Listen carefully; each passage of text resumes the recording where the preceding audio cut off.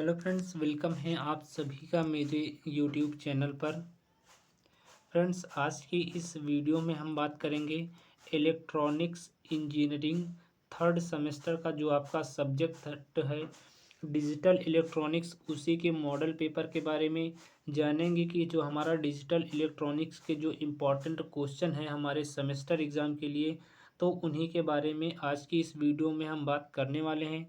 तो वीडियो के अंत तक आप ज़रूर बने रहिएगा, क्योंकि आपके लिए ये काफ़ी इम्पॉर्टेंट मॉडल पेपर होने वाला है, जो आपके सेमेस्टर एग्ज़ाम के लिए काफ़ी हेल्पफुल भी साबित होगा। तो यहाँ पर पहला जो आपका क्वेश्चन है, यहाँ पर कुछ न्यूमेरिकल्स हैं, तो इन न्यूमेरिकल्स की जो आप प्रैक्टिस है ज़रूर कर लीजिएगा, क्योंकि जो आपका डिजिटल इलेक्ट्रॉनिक्स सब्जेक्ट है इसमें आपका जो न्यूमेरिकल है वो 100% आपके इन्हीं प्रकार के न्यूमेरिकल आपके पूछे जाएंगे। तो आप न्यूमेरिकल्स पे भी प्रैक्टिस अपनी बनाए रखिएगा। बात करें आपके थ्योरी एग्ज़ाम में जो क्वेश्चन आते हैं उनकी, तो वहाँ पर आपका जो ये इम्पोर्टेंट क्वेश्चन है कि संख्या प्रणाली क्या होती है, ये कितने प्रकार की आपकी होती है। तो जो आपका नंबर सिस्टम है वो क्या होता है, उसके बारे में आपको एक्सप्लेन करना है। तो उसकी डेफिनेशन आपको लिखनी पड़ेगी, और उसके बाद इसके टाइप्स भी लिखने पड़ेंगे कि जो हमारी संख्या प्रणाली होती है ये कितने प्रकार की होती है। उन टाइप्स को भी आपको यहाँ पर एक्सप्लेन करना पड़ेगा। नेक्स्ट आपका जो क्वेश्चन है कि लॉजिक गेट क्या होता है, तो लॉजिक गेट को आपको यहाँ पर एक्सप्लेन करना है। उसके बाद आपका इसी में एक क्वेश्चन और ऐड है कि यूनिवर्सल गेट का आपको एक्सप्लेन करना पड़ेगा कि जो हमारा यूनिवर्सल गेट होता है वो क्या होता है, उसका विवरण यहाँ पर भी आपको देना पड़ेगा।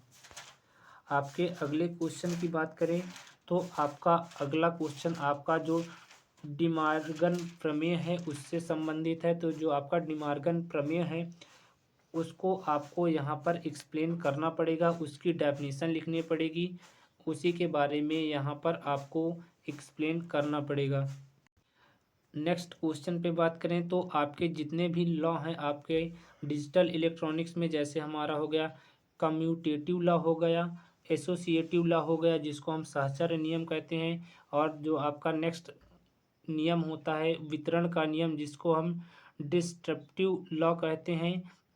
इन तीनों रूल्स को आप ज़रूर याद कर लीजिएगा। इन तीन में से आपका कोई एक भी पूछा जा सकता है, दो भी पूछे जा सकते हैं, या आपका शॉर्ट नोट में तीनों रूल्स लिखने को आ सकता है।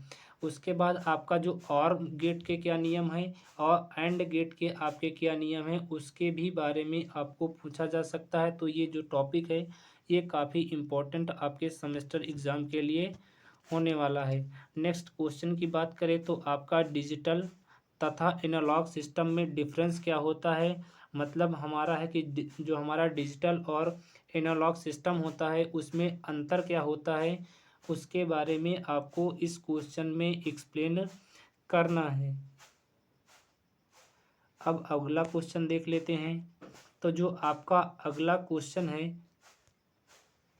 एक फुल एडर का लॉजिक डायग्राम आपको यहाँ पर खींचना है, और उसके बाद आपको इसकी वर्किंग मेथड के बारे में आपको लिखना है। मतलब हमारा है कि जो आपका एक फुल एडर लॉजिक डायग्राम होता है उसको बनाना है। उसके बाद उसी डायग्राम के आपको क्रिया विधि भी समझानी है इस क्वेश्चन में।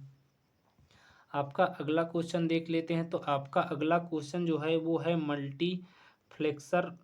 तो आपको यहाँ पर मल्टीप्लेक्सर क्या होता है उसको यहाँ पर एक्सप्लेन करना पड़ेगा, उसकी डेफिनेशन आपको लिखनी पड़ेगी।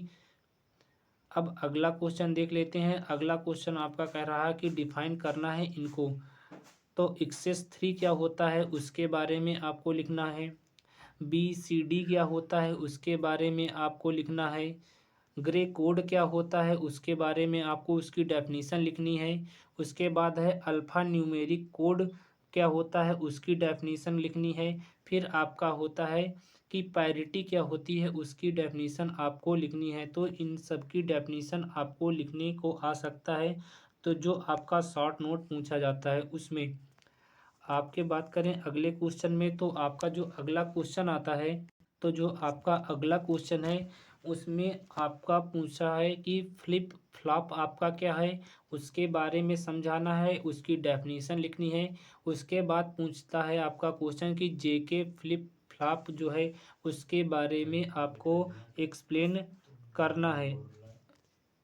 आपका जो अगला क्वेश्चन है वो है कि अप काउंटर क्या होता है उसके बारे में, और डाउन काउंटर क्या होता है, इन दोनों के बारे में आपको डिफरेंस को लिखना है।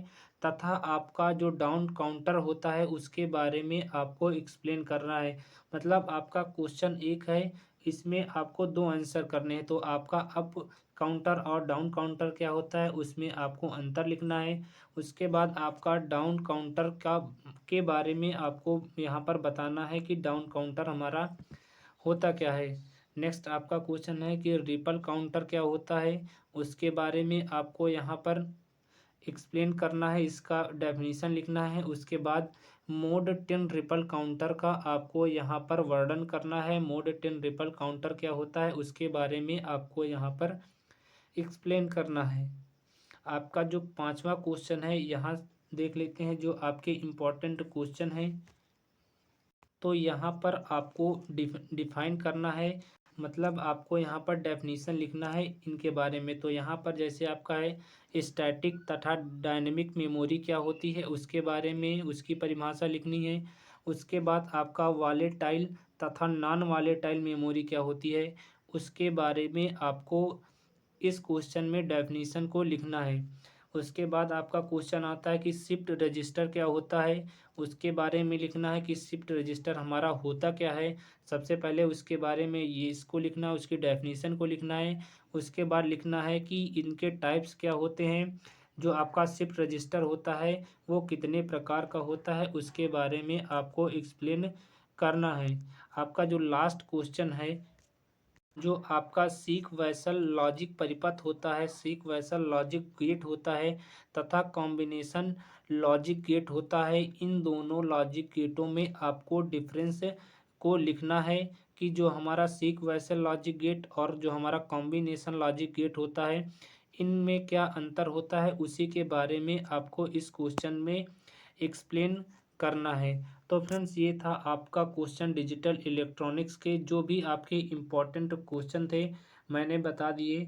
तो आपको इसकी पीडीएफ चाहिए तो आप मेरे टेलीग्राम चैनल को ज्वाइन कर लीजिए, लिंक आपको वीडियो के डिस्क्रिप्शन बॉक्स में मिल जाएगी। टेलीग्राम चैनल पर आपको इसकी पीडीएफ अवेलेबल करा दी जाएगी, वहाँ से जाकर आप इसकी पीडीएफ डाउनलोड कर सकते हैं।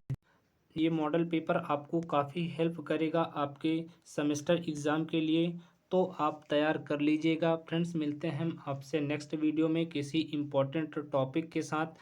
वीडियो देखने के लिए आप सभी का धन्यवाद।